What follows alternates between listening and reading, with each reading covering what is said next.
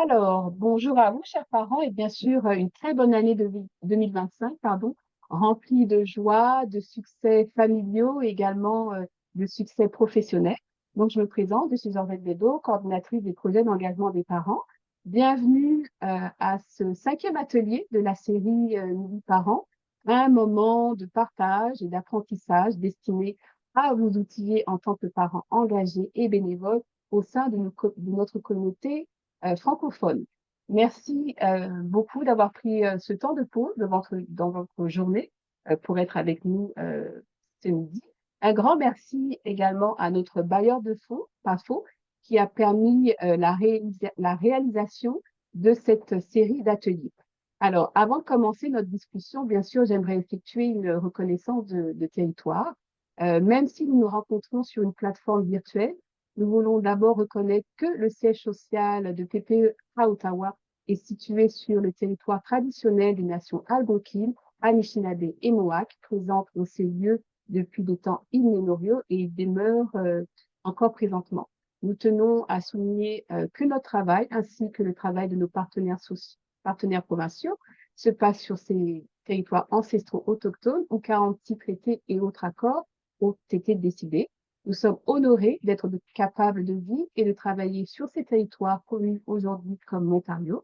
Nous remercions les Premières Nations, les Métis et les Inuits pour leur dévouement à ces territoires et nous affirmons notre engagement, notre solidarité et notre responsabilité envers l'amélioration des relations avec ceux-ci. Alors, j'aimerais aussi rappeler la mission de PPE.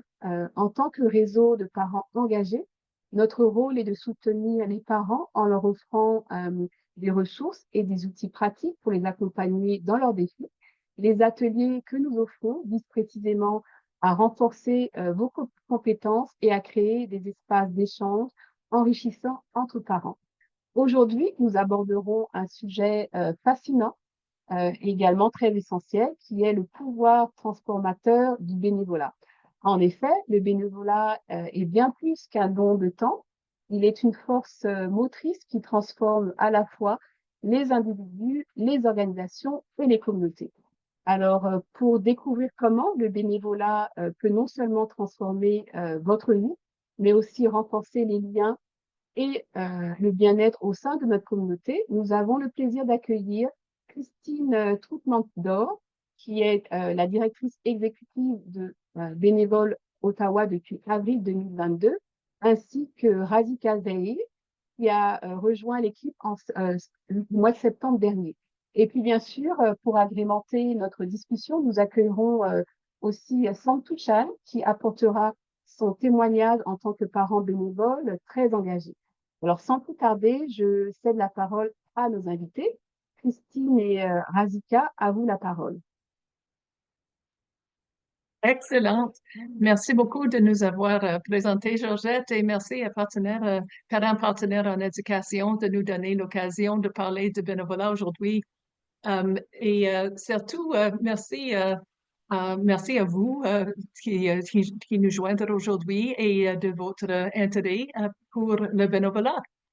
Je vais prendre quelques minutes au début pour parler des avantages de bénévolat pour les individus, pour les organisations caritatives et qui comptent sur les bénévoles pour mettre en œuvre leurs programmes et leurs services, ainsi que pour la communauté et la société dans son ensemble. Et ensuite, Razika vous expliquera comment vous et les membres de votre famille pouvez-vous impliquer dans le bénévolat. Le bénévolat fait partie de la vie quotidienne au Canada depuis longtemps. La dernière fois que Statistique Canada a mené une analyse sur le bénévolat en 2018, elle a constaté que 80% des Canadiennes faisaient du bénévolat sous une forme ou une autre. Cela inclut le bénévolat formel et informel. Le bénévolat informel n'est souvent pas appelé bénévolat du tout. Il s'agit d'aider un voisin, de s'occuper des enfants, d'une amie ou d'apporter un repas à une personne malade. Le bénévolat euh, formel est plus structuré et généralement c'est organisé par un hôpital, une école ou un organisme de bienfaisance qui fournit des services à la communauté. Les centres d'action bénévole, comme Bénévoles Ottawa, se spécialisent presque entièrement dans le bénévolat formel et dans les organismes de bienfaisance à trouver, à former et à reconnaître les bénévoles dont ils ont besoin pour faire fonctionner leur organisation. Nous attendons avec impatience les résultats de la prochaine enquête de Statistique Canada, car la pandémie a changé beaucoup de choses. De nombreux organismes ont dû interrompre leur programme de bénévolat pendant la pandémie. Aujourd'hui, ils les relancent, mais de nombreux organismes de bienfaisance sont toujours confrontés à une pénurie de bénévolat, de bénévoles. Par exemple, Meals on Wheels ou la popote roulante a un grand besoin de chauffeurs bénévoles maintenant pour livrer les repas aux personnes âgées et aux personnes handicapées. Le manque de bénévoles est dû à de nombreuses raisons. La génération de baby boom vieillit et n'est plus en mesure de pratiquer certaines des activités qu'elle avait l'habitude de faire. En raison de la situation économique, de nombreuses personnes sont aussi plus occupées qu'avant. Ils travaillent plus d'heures ou assument des tâches supplémentaires à la maison qu'ils avaient l'habitude de payer, comme la garde des enfants, le nettoyage et l'entretien de la maison. Certaines personnes ont tout simplement perdu l'habitude de faire du bénévolat et ont besoin d'être encouragées à s'impliquer à nouveau. À Bénévoles Ottawa, c'est ce point que nous nous concentrons. Nous encourageons les gens à faire du bénévolat en leur rappelant tous les avantages qu'ils peuvent en retirer en tant qu'individus et à quel point leur communauté a besoin d'eux. Le bénévolat est une excellente façon de rencontrer de nouvelles personnes. Surtout si vous avez récemment déménagé ou si vous souhaitez sortir plus souvent. C'est aussi un moyen d'acquérir des nouvelles compétences ou d'en apprendre davantage sur un sujet qui vous intrigue. Nous insistons sur ce point pour les jeunes en particulier qui doivent effectuer 40 heures de service volontaire pour obtenir leur diplôme en fin d'études secondaires. C'est l'occasion d'explorer une carrière possible dans un domaine comme la santé, le théâtre ou le sport. Nous insistons également sur la valeur du volontariat pour l'amélioration de la santé mentale et physique. Beaucoup de gens ont vraiment souffert pendant la pandémie et beaucoup d'entre nous ont pris l'habitude de rester trop souvent à la maison ou de passer trop de temps sur nos écrans. Coupable, moi. Faire quelques heures de bénévolat par semaine peut être une excellente moyenne de prendre de nouvelles habitudes. En fait, le bénévolat nous aide à trouver des moyens d'agir sur les problèmes que nous rencontrons dans le monde. Ils peuvent parfois être accablants de penser aux problèmes liés à l'environnement, aux sans-abri ou à la toxicomanie. Il peut être très gratifiant de s'impliquer dans des organismes qui travaillent de résoudre ces problèmes. Et voilà, la prochaine. Et bien sûr, lorsque vous faites du bénévolat, vous contribuez à rendre la communauté et le monde meilleur et à faire une différence dans la vie des autres personnes. Par exemple, le bénévolat au sein de l'association La Popote Roulante permet non seulement de s'assurer que les personnes reçoivent des aliments nutritifs tous les jours, mais c'est aussi l'occasion pour elles d'avoir une courte visite avec une personne amicale qui se soucie d'elles. Les petits gestes de gentillesse peuvent faire une grande différence. Et j'espère que j'ai vous donné le goût de considérer une nouvelle occasion de faire du bénévolat. Et je passe la parole maintenant à Rosika qui va vous expliquer comment d'être engagé. Merci beaucoup, Christine. Oui, tout à fait. Le bénévolat, c'est très gratifiant. Donc, ça aide les personnes à aider les autres et à faire de bonnes actions. Donc, tout d'abord, comment démarrer? Comment choisir quoi faire pour devenir bénévole. Il faut se poser les bonnes questions. Qu'est-ce que vous aimez faire le plus? Est-ce que c'est le jardinage, faire du dessin, faire des emballages, aider dans certaines activités administratives? Ça dépend des personnes. Chaque profil est différent. Et qu'est-ce qui vous permettrait de vous sentir le mieux dans le monde et dans notre ville? Parce que quand on veut aider, il faut aider déjà celui qui est à côté avant de passer à quelqu'un qui est plus lointain. Qu'est-ce qui correspondrait à votre style de vie et à votre emploi du temps? Donc, si on a un emploi du temps serré, si on veut s'engager pour le bénévolat, il faut trouver le bon moment de telle façon que ça soit périn. Il faut jouer sur la pérennité. On ne va pas s'engager et 3 semaines après, on dit on est dépassé. Non, c'est impossible. Donc, quand on s'engage, c'est un engagement moral et il faut tenir sur la durée pour aider les autres. Et qu'est-ce qui il faut investiguer ce qui vraiment intéresse la communauté locale. Quels sont les besoins directs? Quelles sont les compétences qu'on veut exercer? Par exemple, il y a des personnes, ils veulent rester dans leur domaine. Si c'est un enseignant, il va enseigner aux personnes, aux analphabètes ou bien aider les autres à faire les devoirs. Il va rester dans son domaine. Mais il y a d'autres personnes, ils préfèrent faire le bénévolat dans autre chose. Ça le change. C'est comme une détente. C'est un plus. Donc, ça dépend vraiment des profils. Et qu'est-ce qu'on attend de notre expérience de bénévolat? Quel est le but final et qu'est-ce qu'on veut avoir à partir du bénévolat? Oui, Christine? Il y a différentes formes de bénévolat.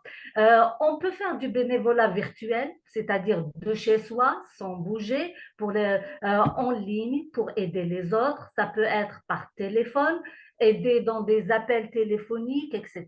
On n'a pas besoin de nous déplacer à un lieu de travail. Et aussi faire du tutorat virtuel, aider dans les études, par exemple, la gestion de projets.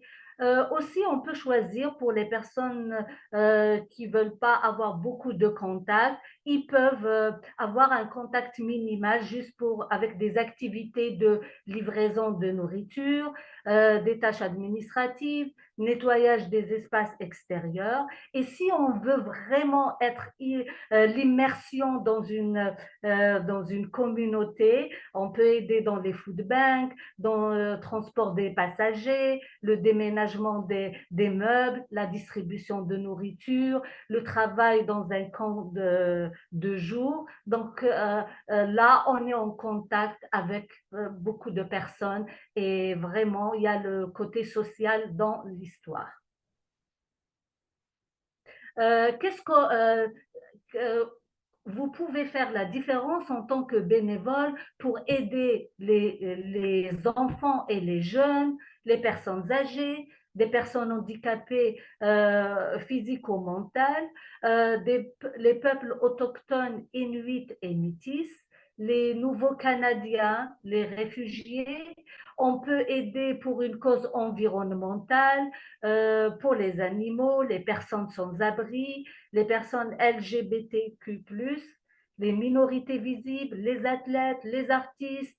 Par exemple, comme vous savez, les Jeux olympiques, l'arrière-plan, les bénévoles, c'est un nombre colossal et ce qui aide à assurer le succès d'un événement. Donc, vraiment, c'est l'arrière-plan de toute activité ou événement qui veut fonctionner.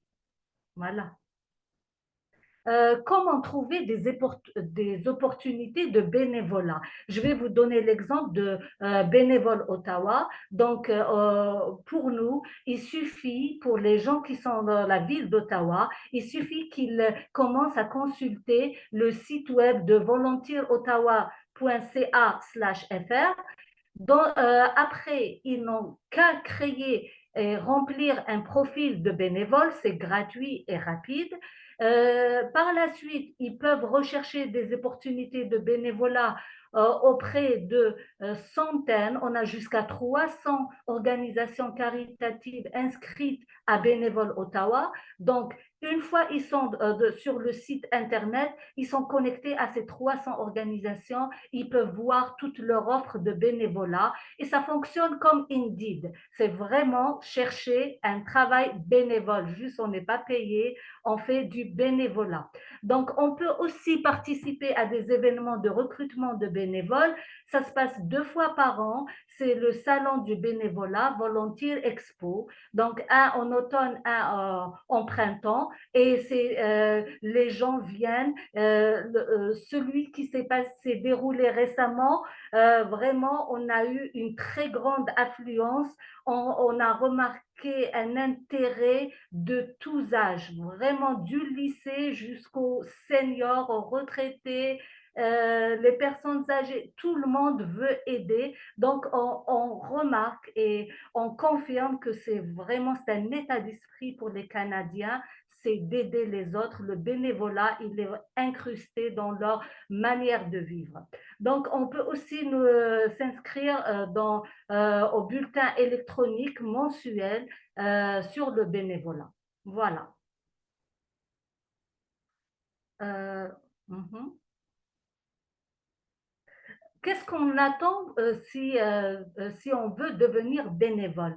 Déjà, il faut trouver ce qui nous convient parce que quand on fait ce qu'on aime, on le réussit vraiment. C'est ça l'avantage. Il ne faut pas que ça soit une corvée. Il faut que la personne aime ce qu'elle fait. Comme j'ai dit précédemment, il y a tout un processus. C'est comme Indeed, c'est juste pour le bénévolat. Donc, il y a un processus de sélection. Une fois la personne est retenue, il y a un entretien, il y a des pièces à fournir, il y a même possibilité de vérification du fichier de police. Pourquoi? C'est pour les personnes vulnérables, donc les enfants. Et si le bénévole va travailler avec des enfants ou des personnes âgées, il doit présenter son fichier de police. Voilà, orientation et formation. Généralement, même si on choisit un domaine autre que le nôtre, il y a toujours une formation avant d'entamer le bénévolat. Donc, c'est très intéressant. Il y a programmation des périodes de bénévolat. Donc, ils vont convenir sur la durée. Donc, c'est étalé sur combien de temps, à moyen terme, long terme ou courte durée, et aussi combien d'heures par semaine, par exemple. Et il y a une rétroaction du superviseur des bénévoles. Donc, on a un feedback. Et qu'est-ce qu'on gagne? C'est une reconnaissance, c'est une reference letter, c'est une lettre de référence que la personne peut soumettre, que la personne peut rajouter sur son CV. Donc, c'est une expérience canadienne. Voilà.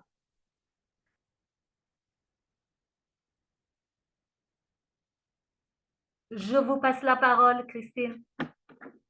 Le micro.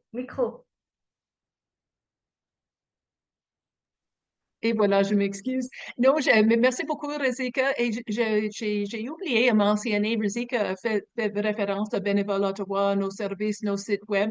Nous sommes une des centres de bénévolat partout au Canada. Il y a à peu près 150, presque 200 centres comme nous qui ont des services très semblables, des événements, des expos, des salons de bénévolat, des bulletins, tout ça. Et les sites web sont évidemment le source, le point de départ pour toutes ces activités. Si vous n'êtes pas ici à Ottawa, vous pouvez utiliser je vais ajouter dans le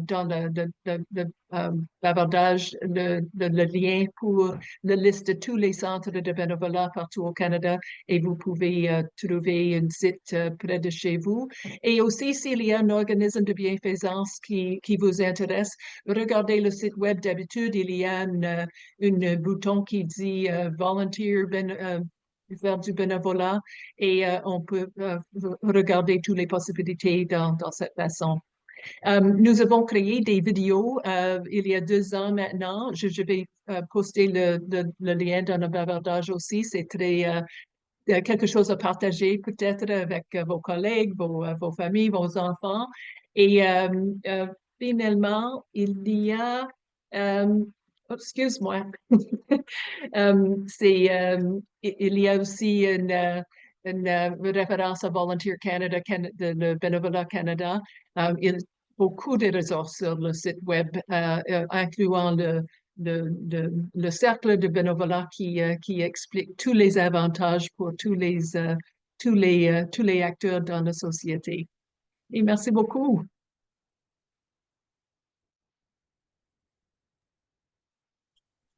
J'imagine que c'est à mon tour de parler de mon expérience de bénévolat. Donc, mon nom est Samtou Chamja. Je collabore depuis quelques années avec PPE, principalement avec le conseil scolaire du Conseil des écoles catholiques du Centre-Est. Moi, je suis impliquée dans le bénévolat depuis près de 28 ans. Donc, initialement, en support à ma mère qui a créé une association de soutien aux veuves et orphelins à la suite d'un séjour qu'elle a fait en France parce qu'elle a bénéficié du bénévolat. Et ce bénévolat consistait aussi facilement, comme Razika puis Christine l'expliquait, à des rencontres informelles entre femmes ayant le même vécu pour échanger sur leur réalité, donner du mentorat, organiser des activités entrepreneuriales et puis faire de la sensibilisation parce que culturellement, c'est encore beaucoup difficile pour les femmes de gérer toutes seules des familles monoparentales suite au décès de leur conjoint. Donc, moi, c'était juste accompagner ma mère, préparer parfois des formulaires, les soumettre à des organisations, revoir les discours que ces femmes-là avaient à faire pour des activités de financement. Donc, pour moi aussi, c'était une pratique, mais avec du recul, je me rends compte avec l'explication qu'on a donnée tantôt que c'était du bénévolat. Par la suite, ici, parce que j'ai immigré au Canada il y a plus de 27 ans, ça a été beaucoup les associations étudiantes, donc collaborer avec les associations étudiantes pour l'organisation des activités, l'implication des étudiants, l'intégration des nouveaux étudiants, puis leur support. Et depuis la naissance de mes enfants, je dirais que je me suis beaucoup plus impliquée dans les 10 dernières années au niveau éducatif. Donc, les conseils scolaires, le support aux parents et le support aux femmes de carrière, mais qui gèrent des familles monoparentales toutes seules et en élevant des enfants. Et, et pour moi, ce bénévolat-là, parce que comme vous l'avez expliqué tantôt, peut prendre plusieurs formes. Pour moi, c'est assister à des forums, puis partager mon expérience ou accompagner des gens dans des démarches qu'ils ont à faire avec leurs enfants pour trouver des ressources en travail social ou des enfants en difficulté, apporter mon expérience à moi ou des contacts et puis contribuer dans ces forums-là. Et au niveau éducatif, ça m'impliquait en tant que parent dans les conseils scolaires, partager mon expérience, aider les écoles à prendre des décisions, puis soulever les problèmes de la communauté. Donc, pourquoi? Je dirais parce que j'en ai bénéficié. Donc, moi, j'ai vu la différence que ça fait dans ma famille. J'ai vu la différence que ça fait pour moi aussi, puis dans la communauté. Ma mère a commencé avec des voisines de quartier. Puis, en l'espace de 5 ans, c'était 800 femmes qui se réunissaient toutes seules dans des quartiers séparés pour faire des rencontres le dimanche. C'était pas compliqué. Donc, je pense que c'est le volet aussi du bénévolat où ça n'a pas besoin d'être compliqué. C'est juste une initiative à laquelle on participe parce qu'on a une expérience ou un vécu ou des moyens qu'on veut utiliser pour aider à une cause. Et donc, c'est ça. Donc, c'était donner de mon temps, partager mon expérience et ça m'a permis aussi de me réaliser. Donc, tu te rends utile, tu donnes ce que tu as reçu et tu contribues au meilleur des autres ou de ta communauté.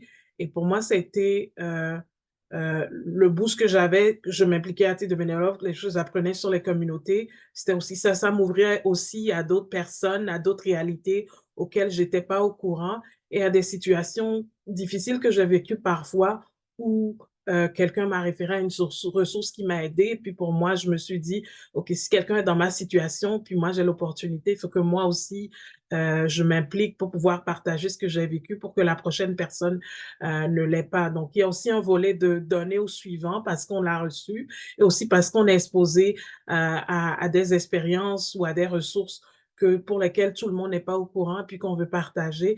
Et c'est dans ce sens-là aussi que je me suis impliquée. Euh, je donne l'exemple souvent j'allais à l'hôpital pour mes jeunes enfants. Je venais j'étais une maman monoparentale et je savais pas, j'avais personne à côté, aucune ressource pour me supporter. Et la travail social à l'hôpital m'a dit, ben, oh, on a un groupe qui se rencontre une fois les jeudis, tu peux envoyer un courriel. Donc, donc, ça peut prendre c'est juste pour dire que ça peut prendre toutes les formes, là. J'ai appris aussi banalement comment aider mon plus jeune garçon qui n'arrivait pas à dormir, comment se coucher, comment dormir, faciliter les difficultés à l'école, comment collaborer avec les professeurs. Donc, il y a une plénitude de ressources, de personnes disponibles. Donc, et je pense aussi, c'est le côté aussi du bénévolat. C'est une collaboration, donc elle n'est pas à sens unique, donc il y a un partage d'eux. Et moi, j'en ai tellement profité dans beaucoup de situations et ça a beaucoup influencé ou contribué à des décisions que j'ai prises parce que j'ai été exposée en faisant du bénévolat à des situations, à de l'information qui m'a aidé soit au niveau de la carrière, au niveau de la famille, au niveau de mes relations interpersonnelles, que pour moi, c'était important de pouvoir partager ça. Au travail aussi, j'ai eu la chance de travailler dans des organisations aussi qui sont très impliquées au niveau du bénévolat.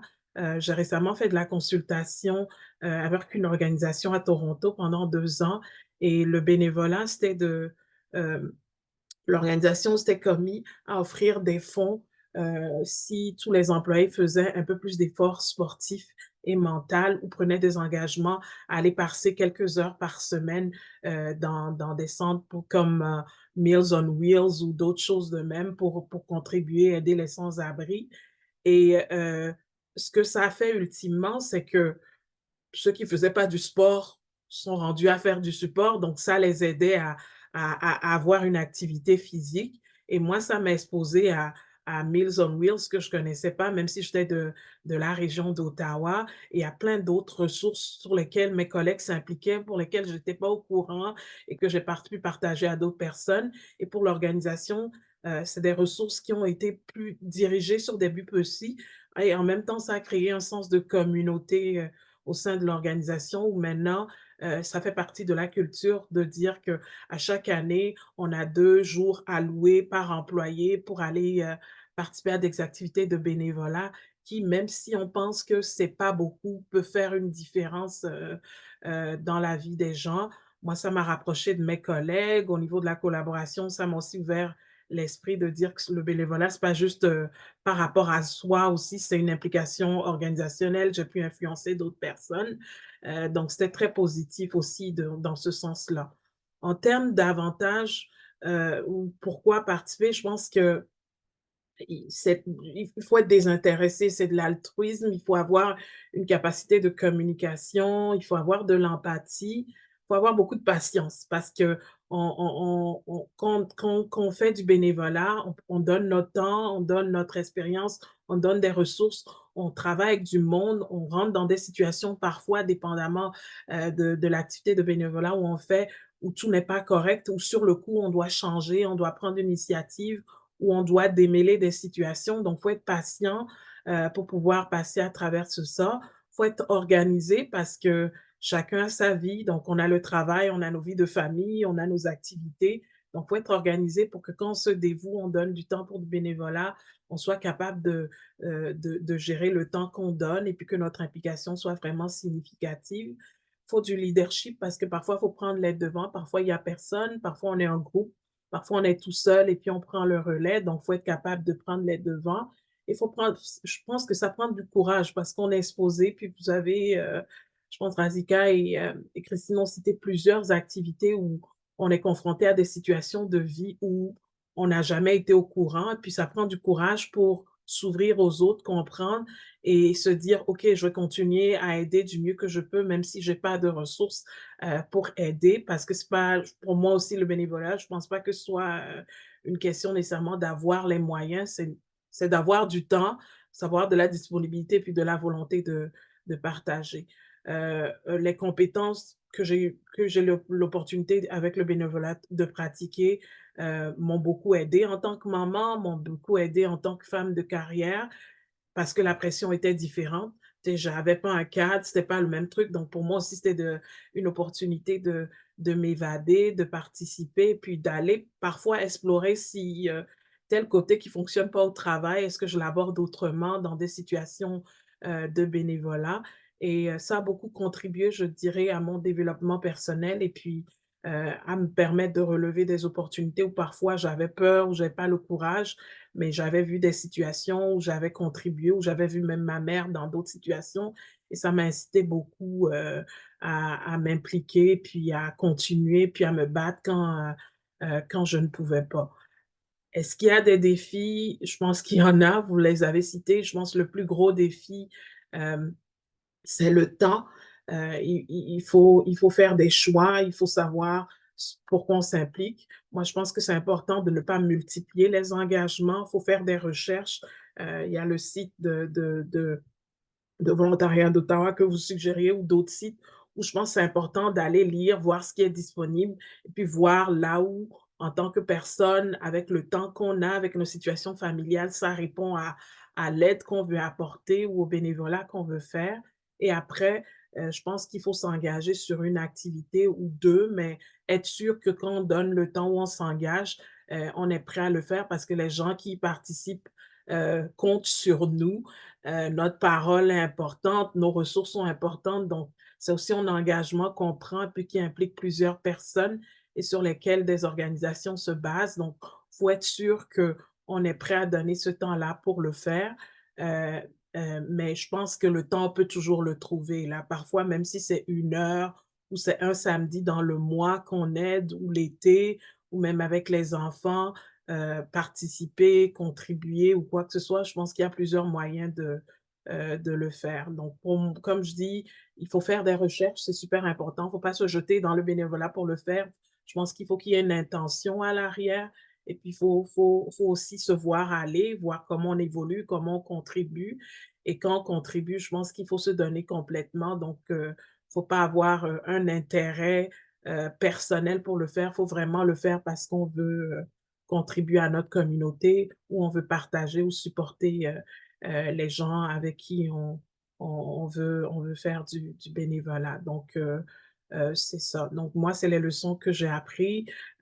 Parfois, c'est pas facile. Il y a des moments où j'étudiais, j'avais les enfants, j'avais le travail, mais c'était important pour moi, puis c'était des périodes d'évasion, de m'impliquer dans le bénévolat et il y a eu des situations aussi où j'en prenais trop, puis à un moment donné, OK, je pouvais pas être sur tous les conseils d'école, fallait que je sois sur un comité parce que là, je pouvais donner du temps puis je ne manquais pas des rencontres. Donc faut vraiment, être clair sur ce qu'on recherche et ce qu'on veut faire pour le faire. Mais je pense que c'est important, même si on n'a jamais eu à faire du bénévolat, à juste s'informer, à s'intéresser à tout ce qu'il y a comme ressources, dans nos communautés pour aider les gens, pour aider les familles, pour aider, les sans-abri et pour participer à des causes environnementaux. Parfois, c'est le balayage ou le ramassage d'ordures et parfois, c'est des initiatives qu'on prend nous-mêmes pour aider. Donc, faut vraiment regarder tout ça avant de s'impliquer, parce que je pense que, c'est important quand on s'implique de se donner complètement pour le temps qu'on a à le faire, pour pouvoir en tirer un profit et puis voir vraiment le fruit de ce qu'on a apporté. Parce que je pense que c'est ce qui a fait la différence dans OK, ça a jamais arrêté depuis que ma mère a commencé, ma famille a commencé, puis que je les ai supportés, parce qu'il y a toujours eu des opportunités où j'ai toujours eu l'opportunité de voir l'impact ou le changement que ça avait ou ce que ça m'apportait. Donc, je pense que c'est important aussi de prendre du recul dans les engagements qu'on prend pour se voir aller et puis voir l'influence ou l'impact qu'on a sur les autres et puis sur notre communauté, puis apporter des ajustements, puis faire mieux la prochaine fois. Mais à partir du moment où on comprend vraiment le sens du bénévolat, je pense qu'on est impliqué, puis on veut continuer, on veut continuer tout le temps. Je n'ai pas nécessairement d'anecdotes à raconter, moi. Euh, je pense que les gens voient beaucoup du bénévolat comme une corvée, puis moi, je pense que c'est une opportunité, aussi banale qu'elle soit, de dire qu'on peut tomber sur des gens exceptionnels qui nous apprennent beaucoup de choses. On peut donner des ressources précises qui vont faire la différence dans la vie des gens. Donc, je pense qu'il ne faut pas trop creuser à pourquoi je dois le faire, oh, est-ce que c'est important ou pas. Je pense que c'est important de prendre le temps aussi peu qu'il soit. Et puis, comme je dis, même si c'est une demi-heure par semaine, je pense qu'il y a plein de ressources où une demi-heure par semaine peut faire la différence, ou une ressource ou un 10 $ par mois peut faire une différence. Et c'est important de contribuer à ça parce que je crois fermement que c'est toutes ces initiatives d'une personne à la fois qui font que on fait des différences dans nos communautés, on fait des différences dans nos familles et on améliore la société. Il y a plein de choses dans le monde qui vont, qui nous emmènent à réfléchir sur le futur, la vieillesse, la société, l'environnement et tout ça. Et je pense que le bénévolat est une forme non contraignante de participer à la conversation, de donner un peu de nous-mêmes et puis de contribuer à notre meilleur à nous et puis à notre meilleur, au meilleur de la communauté dans laquelle on vit et puis dans le pays dans lequel on vit. Et c'est important de le faire. Donc, c'est ce témoignage-là que je voulais apporter aujourd'hui. Donc, si mon expérience peut influencer à aller chercher de l'information et à contribuer, je peux vous confirmer que ce n'est pas être maman seule avec des enfants ou une carrière qui nous occupe énormément, qui nous empêche ou ne pas connaître une communauté assez pour pouvoir s'impliquer. Ça, c'est des barrières qu'on se met dans la tête. Il y a toujours moyen de s'impliquer, de contribuer et différentes formes de le faire. Et je pense qu'il faut juste de la volonté.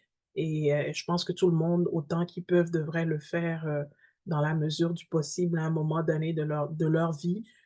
Parce que tout ce qui arrive, c'est parce que certains ont contribué, puis certains ont donné de leur temps pour que nous soyons tous ensemble. Donc, c'était mon message aujourd'hui. Puis, j'espère que mon expérience va contribuer à générer d'autres bénévoles ou influencer ceux qui collaborent ou s'impliquent à le faire un peu plus souvent. Donc, c'est ça. Merci.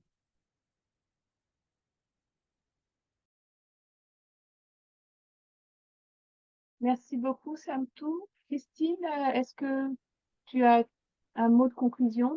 Oui, peut-être ça me fait penser de beaucoup de choses. C'est une excellente présentation. Vous avez fait une survol de l'expérience de bénévolat très enrichissante, très riche. Euh, Quelques petites choses que vous avez mentionnées me fait penser des points additionnels, peut-être.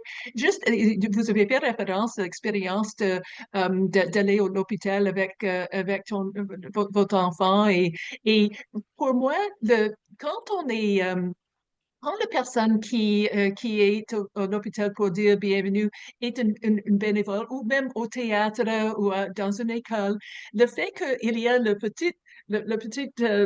l'étiquette qui dit bénévole, ça me fait sentir mieux. C'est une expérience, c'est plus chaud, c'est plus personnel. C'est quelqu'un qui n'est pas payé pour me donner les services. C'est quelqu'un qui est là parce qu'il a une sympathie, une empathie pour la communauté. C'est une expérience, c'est très important.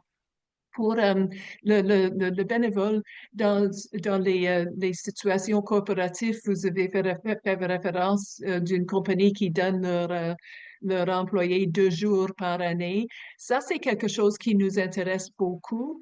C'est une façon pour les compagnies, évidemment, d'avoir un profil plus grand, de faire du marketing, mais aussi pour développer les employés. Et dans ce temps quand beaucoup de gens travaillent à la maison et c'est difficile attirer des gens de revenir au bureau. D'avoir ces activités de bénévolat ensemble, c'est une façon de bâtir les équipes, d'avoir les relations entre les équipes ou les personnes très haut dans la compagnie et les gens les plus jeunes, d'interagir dans une façon, quelque chose de différent hors le travail normal de l'affaire.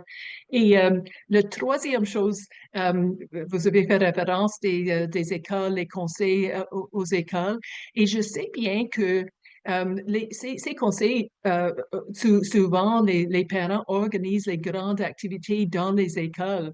Et il y a une façon, ils sont des bénévoles eux-mêmes, mais aussi ils gèrent des bénévoles. Et ça, c'est une spécialisation de nos centres de bénévolat. Et c'est différent. C'est comme les ressources humaines, de gérer des ressources humaines, mais c'est différent. Quand on gère des bénévoles, quand on fait de recrutement des bénévoles, il y a des nuances et il y a des défis très spécifiques.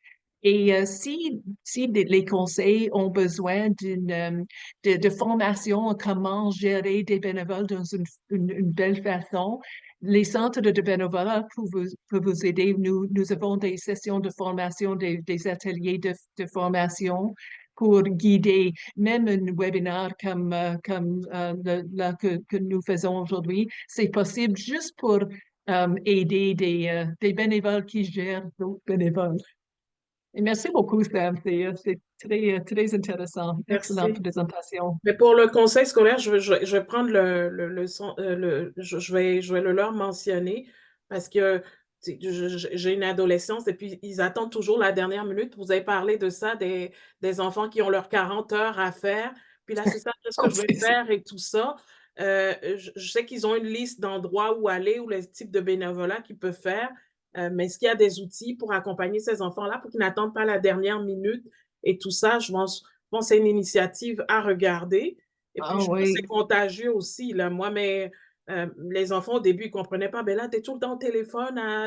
Mais c'est ça. C'est parce que j'apprends des trucs d'autres parents pour mieux vous encadrer à la maison. Ou alors, j'ai un petit problème avec vous. Puis, c'est en faisant du bénévolat ou en jasant ou en contribuant que je l'apprends. Donc, c'est bon aussi de savoir que vous offrez ce service-là parce que je ne pense pas que c'est connu. Puis, je pense qu'il y a des gens qui sont intéressés, qui veulent en faire, puis qui ne savent pas nécessairement comment s'y prendre en Non, termes de c'est risque. pas Donc, évident. même moi, après cette rencontre-là, je pense qu'il y a des notes ou de l'information que je vais pouvoir partager là-dessus, mais c'est ça, c'est valorisant de le faire. Et puis, tu te rends compte que ça n'a pas de frontières, là. Moi, je parle à des gens qui sont en Afrique, aux États-Unis, puis c'est des échanges parfois sur nos réalités. Tu sais, une mère en Afrique est une mère ici, là. L'adolescence est partout pareil. Donc, il y a des expériences qu'on peut partager, puis des ressources ou Mhm. parfois c'est de l'information. Comme vous dites, à l'hôpital, ils vous donnent un pamphlet, mais juste sur le pamphlet, il y a de l'information où, OK, je ne sais même pas que dans ma ville, ça existait, ou je ne sais pas que ce problème que j'avais, que je pensais que j'étais toute seule à vivre, il y a aucun parent qui le vit, ou il y a telle situation, où je ne sais pas qu'il y a telle ressource où je peux aller chercher de l'information ou m'accompagner. Donc, avoir des gens qui donnent de leur temps pour faire ça alors qu'ils peuvent faire d'autres choses, je pense que c'est très inspirant après de dire qu'on en a bénéficié qu'il faut qu'on en fasse notre part là. Donc, moi, c'est ce qui me motive à continuer. Puis, si je peux influencer d'une certaine façon, même si c'est pas en criant sur tous les toits, c'est contribuer à ça. Donc, merci aussi pour tout ce que vous faites par rapport à ça en termes d'initiatives et puis de projets pour rendre le bénévolat plus accessible à tout le monde. Oh, merci beaucoup.